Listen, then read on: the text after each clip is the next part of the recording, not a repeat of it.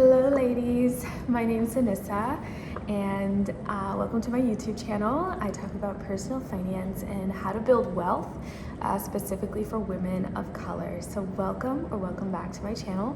If you're new, I would love for you to subscribe or like this video or leave a comment because it would really help me out as I make more videos and pursue growing my channel. So in today's video, I want to talk about how to build wealth, really candidly and specifically for Black women. So these apply to anybody, right? But it's just going to be in the context of young or just any woman who's trying to build wealth, starting where you are right now. I've been on a wealth building journey for years. I worked in personal finance for years. And so these are some of the things that I've not only learned, but have practiced and seen serious results. So let's jump right in. So the first thing that we want to do as people, as women, as wealth builders, is to educate ourselves about personal finance. Knowledge is power. It always has been, it always will be. And when it comes to personal finance, that's like a level of knowledge that people don't talk about enough. Money is sometimes a hush-hush topic. Parents don't want to talk about it with their kids because the parents want the kids to feel like mom and dad have it all together, regardless of whether mom and dad do or not. Nobody wants to talk about how much money they make at work. Nobody wants to talk about how much something cost them and how they were able to afford it. Nobody wants to talk about what retirement really means and what it really looks like. So education, thank God that we live in the day and age that we are in where you've got tons of resources like YouTube. Education is super important. So taking time to educate yourself first about personal finance, investing, wealth building strategies is the most important step. And sometimes it just starts with you being sick and tired of being sick and tired. And that's when you get on Spotify or on YouTube and then you look up building wealth as a Black woman, building wealth in America, how to become a millionaire. Simple searches like that are the beginning of a whole new journey in your life. I'm going to also recommend some resources. So I was part of the Ramsey family. I was on the Ramsey train, the Dave Ramsey's disciples, you could say, for a long time, and it works. I'll tell you that right now. Dave Ramsey's books, his podcast, his show, everything, it works. So I will always stand by Dave Ramsey. There's also a show on Netflix, How to Work with Money, I think it's called. I'll find it right now. That's another show. That's another really great show. Money Explained, or excuse me, How to Get Rich on Netflix. Very simple. It's a good show. It's not Ramsey, okay? If I was gonna tell you to do anything, start with Ramsey, okay? He will educate you on the bare minimum of how to get your money right. If you have a lot of debt, if you are trying to save, those are like foundational things. How to make a budget, all of those kind of things Dave Ramsey goes through in a very simple way. It's very rigid, okay? Dave Ramsey is very rigid in what he teaches, but I think that once you nail the basic principles, like something like the 7 baby steps, even if you don't even go through all 7, say you just stop at like 3 or 4, or even 5, that is gonna be your foundation for all of your personal finances, and it's a strong foundation. So that say you decide, Ramsey suggests to put 20% down on your house when you're gonna buy a house, right? You're out of debt. You've saved 6 months of an emergency fund, maybe more. Now you're ready to buy a house if you haven't already. Instead of doing the 20%, you say, let me do a 3.5% because this isn't gonna be my only property. This is actually gonna be an investment property eventually. It's just like a starter space for me, but I know how much house I can afford. I know how this mortgage is going to work. I'm not going in ignorantly. I find that you can deviate from Ramsey much healthier without falling back into a pit, because you've got that foundation. So that's the number one thing. Educate yourself. If you haven't already subscribed to this channel, I'm a new channel, but everything that I'm sharing with you is good information. It's solid information. So I highly recommend that you subscribe to this channel. What questions do you have? How can I do some research for you and make your wealth building journey a little easier? I want this to be the kind of place where you have resources. It's like a resource for you while you're trying to build wealth on your own. Number two, when it comes to building wealth, especially for Black women, create and stick to a budget. Create and stick to a budget. Every month I make a new budget, and every month I'm tracking my expenses.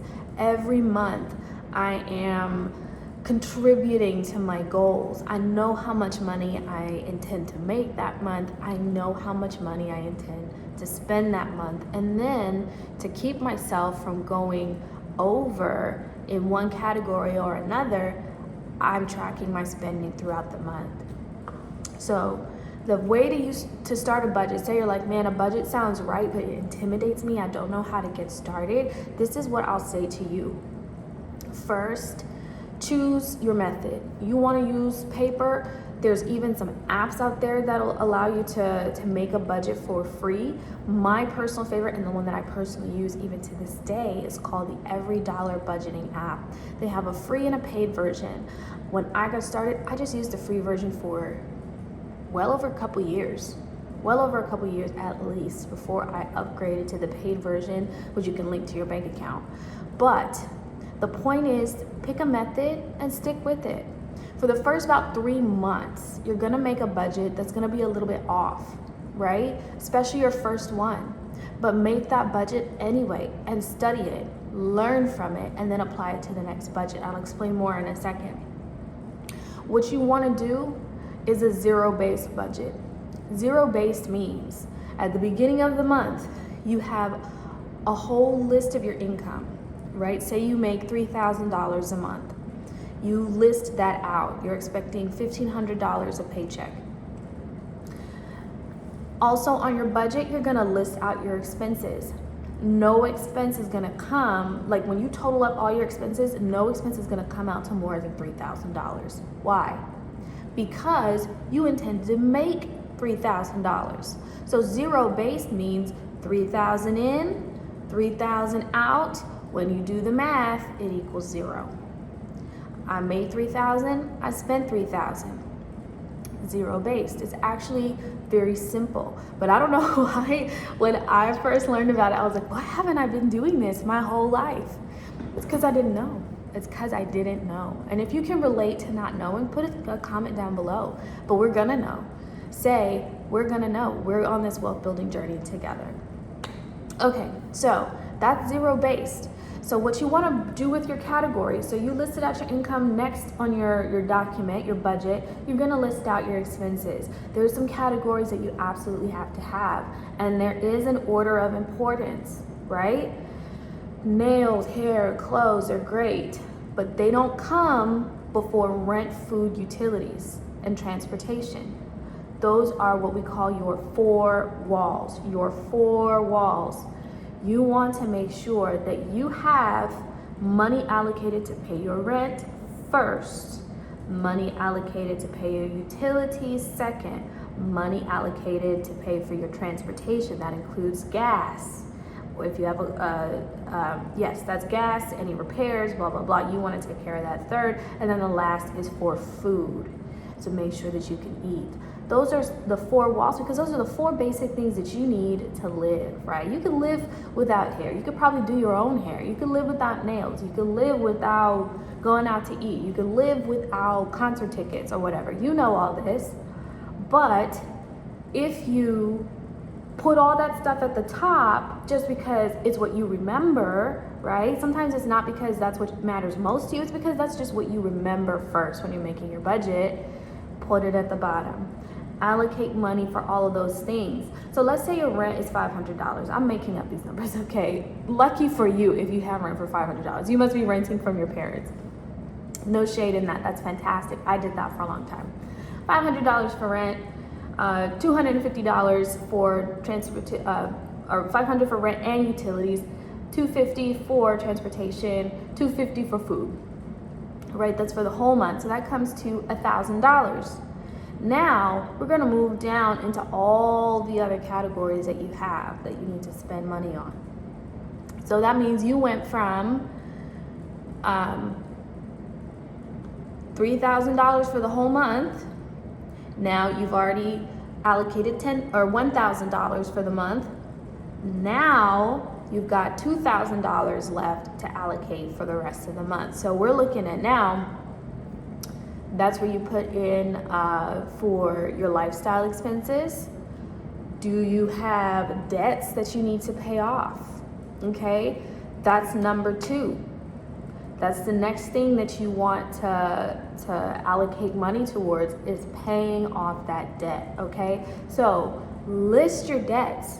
How much money do you owe? This includes the credit card. This includes the car payment. This does not include a mortgage, say you have one. Let's say you have one. It doesn't include the mortgage. Your mortgage would be what you put for your housing, right? Where we had $500 for rent, you would put however much for your mortgage. That's your 4 walls. But this is where we're talking about those other types of debt. Your student loans, for example. How much do you have? What are those? You're going to list those out. You're going to make sure you are paying your bills, and paying your bills with intention.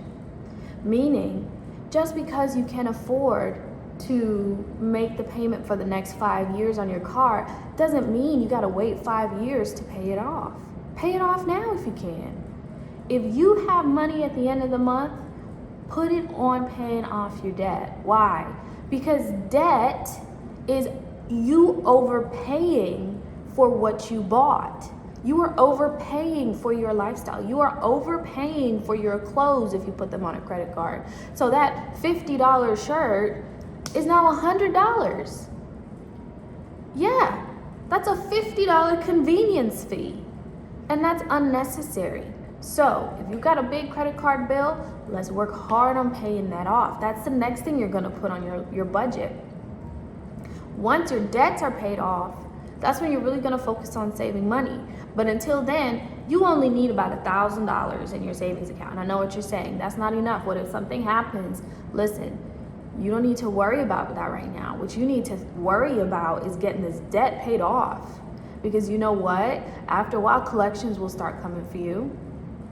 After a while, you're not going to be able to qualify for, say, you want to go back to school and you need to borrow student loans. Why? Because your debt to income ratio is too high. So you need to get your debt figured out first. You need to free up your money. I'll tell you this, I have my debt-free story on my channel, and I hope you go check it out. I really talk about my whole journey. I get honest about what it was like growing up in a household that didn't talk about money. And I tell you how I got to paying off all that debt. When I tell you, once my debt was paid off, I had thousands of dollars. Like almost half of my income was freed up for me to do what I wanted with that money. And I followed the Ramsey principles. I had a really good foundation. So check out his books. My first recommendation would be Total Money Makeover. Once I had that foundation, I didn't go buying expensive bags and all this kind of stuff because my mindset had changed. I now had knowledge. And so what I did is I saved money. And that was huge. So let's go over what we learned about a budget real quick. So for your budget, you want to choose how you want to track your money. Are you going to do paper? Are you going to do something electronic? Are you going to do an Excel spreadsheet? Any one of those is totally fine.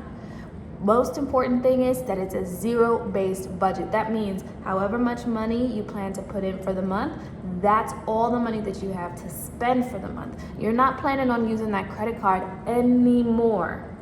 You're not planning on using that credit card anymore. All the spending needs to stop on that credit card. It needs to close. It needs to pay off so you can free up your money and stop overpaying for that stuff you put on it, okay? And you can do this. you can do this. I know you can do this. I know you have the power and the strength within you to change your finances forever. Why? Because I did. And I'm not anything unique. I'm not anyone unique or one of a kind. If I did it, you could do it. So, zero-based budget every month. Try it for the first 3 months. By month number 3, 4, you're gonna be a pro and you're going to love it.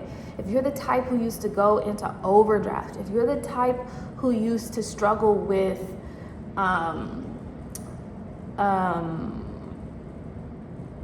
just fees and stuff like that, who struggled with staying committed to something, this is gonna help you. This is gonna help you. This is gonna change the game of your finances and get you on that track to wealth. Because where I talked a lot about you paying off that debt, you're not gonna be saving that money, okay? You're gonna be saving, and that's huge. All right? Next, I already touched on this a lot, but I'm gonna harp on it again because I feel like in this country, in the US of A, and probably other countries too, debt is everywhere. It's everywhere. It's so easy to get a hold of a credit card. It's so easy to get a hold of a personal loan. It's so easy to get a hold of some student loans. And what it does is it just weighs you down. Now you have $4,000 in a savings account, but $40,000 in debt. You're not actually building wealth. That's not wealth. When your debt to income ratio, your debt to savings ratio looks like that, is the opposite. That is poverty. That is being broke. And you are not broke. Say it out loud. I am not broke. Okay? So, I'm going to go through debt repayment very quickly. So identify and prioritize your high interest debt, like credit cards, loans for repayment. Write it all out. Know what you're dealing with. Know what is in your name. If you have somebody who took stuff out in your name, I suggest you dispute it and close that stuff off because it's going to hurt you. It's going to hurt you. Consider using debt repayment strategies like the debt snowball. This is a Ramsey method from step number 2. Again, check out his books. Do the debt snowball method. That's what I used. I listed all my debts from the smallest to the largest. And then while I'm making the minimum required payment on all my debts like I'm supposed to, all my extra income, any freelance income that I got, I put towards that debt, that smallest debt. And once that smallest debt was done, all that money goes towards the next largest debt. When that debt is done, I'm taking the minimum payment that I used to make on that second largest debt, I'm putting it towards the third largest, and on and on and on and on. When you think, oh, I don't have the money to pay this off, I don't know how I'm gonna do it, this method will shock you. This method will shock you and it will motivate you. Some people get caught up in, well, it's not the highest interest rate, you got to do the math, blah, blah, blah, blah, blah. Listen, it's mental. And this is what the credit card companies, they know. It's not about math. Because if it was about math, you probably wouldn't have even taken the loan. Because chances are the math ain't mathing when it comes to your loan or your credit card. So it's not about math. It's your mindset. It's your mentality. That is what makes the difference. And so when it comes to this debt snowball method, you need motivation. You need motivation, and that's what it gives you. You need proof that this will work, and it works. So paying off that smallest debt, you use all that money towards the second debt, then the third, then the fourth, then the fifth, however long it takes until you get up to that biggest debt. And by then, I'm telling you, you are going to be so on fire. That biggest debt that was going to take 5 years, 10 years, 15 years, you have it paid off in probably 2. Probably about 2 years you'll have it paid off. That's the debt snowball method. It works. Look for opportunities to refinance or consolidate your debts. Probably not. Only if it truly makes sense. That's where the math really needs to math, because this is what happens. This is why credit card companies, they like you to consolidate. This is why they like you to do that, because they'll drop your interest rate by like 1%, but now your principal balance is so much bigger. So 4% of $1,000, in terms of interest is small. It's pretty small. You're not really gonna notice anything. But say you take all those $1,000 debts and now it's a debt of $10,000 at 3.5% interest. They're making more money off of you because you consolidated. So really don't jump too fast to consolidate. Think about it. Do the math on it. It might be a whole lot easier and faster and cheaper for you to just pay them off quickly. Don't even bother consolidating. I consolidated and I regret it because all it did was allow Fed loans to make more money off of me, and that was a mistake. Next, build an emergency fund. This is important. So like I said, while you're going hard towards paying off debt, don't worry too much about saving a lot of money. You really need your capital to be able to pay off your debts. But you do want to eventually revisit once your debts are paid off. All you need is maybe about $1,000 to watch your back. That's how much I had, and that was fine. Okay? While you're paying off your debts, or after you pay off your debts, I suggest you really go hard towards saving about 3 to 6 months of living expenses. 3 to 6 months. And once you hit 3 to 6 months, you can decide if you want to go even further than that. Nothing wrong with 12 months of living expenses, especially if you are the type of person who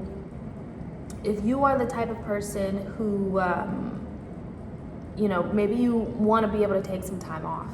Maybe you've got a very stressful job, you want to be able to start and stop, jump out, jump in. That 3 to 12 months is going to be really helpful. And that emergency fund completely eliminates the need for credit cards.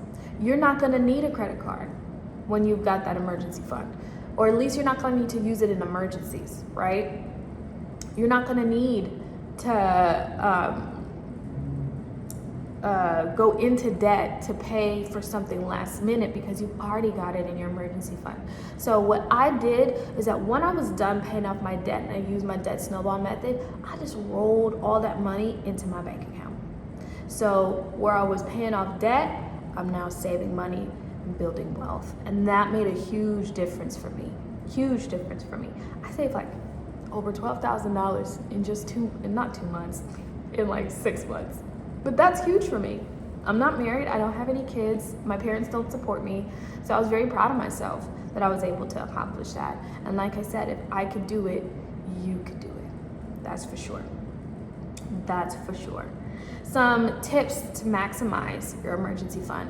Where you put your money matters, okay? Ladies, you might have the checking account, you need to get the savings, okay? Look at it like the matching purse and shoes.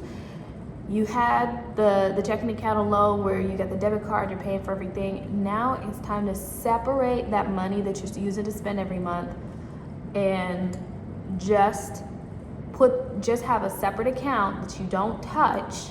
You can't touch super easily. You still want to be able to access it quickly.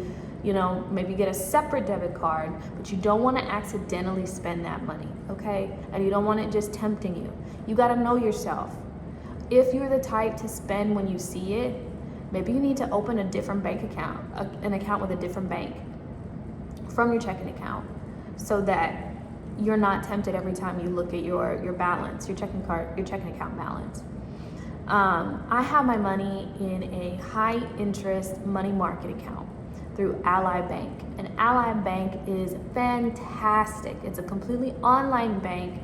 And they are able to give me high interest. I'm talking 4% interest on my account balance.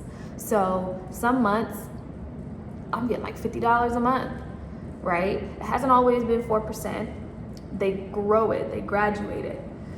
So during COVID, it fell pretty far, but it's coming back up. It's been back up, and they're constantly bringing it back up as well. It's a really great account, completely free to open. You do have a limited number of transactions though.